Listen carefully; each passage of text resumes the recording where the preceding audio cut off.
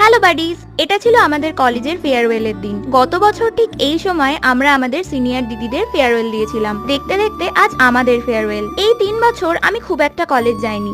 আমাকে তো স্যার ম্যামরা, বন্ধুরা ডুমুরের ফুল বলতো।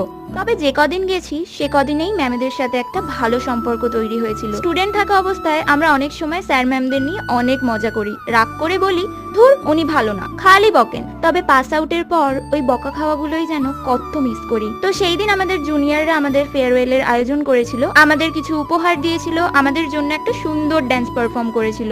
আমরাও কিছু পারফর্ম করেছিলাম আর সব বন্ধুরা মিলে খুব মজা হয়েছিল সেদিনকে। এই দিনের পরও আমাকে একদিন কলেজে যেতে হয়েছিল একটা কাজের জন্য। আর সেই দিন আমাদের ডিপার্টমেন্টের এইচওডি আমার মাথায় হাত দিয়ে বলেছিল, দেখ মা, জীবনে চলার পথে যদি নিজের ব্যবহারটা সুন্দর রাখতে পারিস না, তাহলে তুই সবকিছু করতে পারবি। জানি না এই কথাটা আমি আমার জীবনে কতটা প্রয়োগ করতে পারবো, তবে উনি আর ওনার কথাটা আমার মনে থেকে যাবে।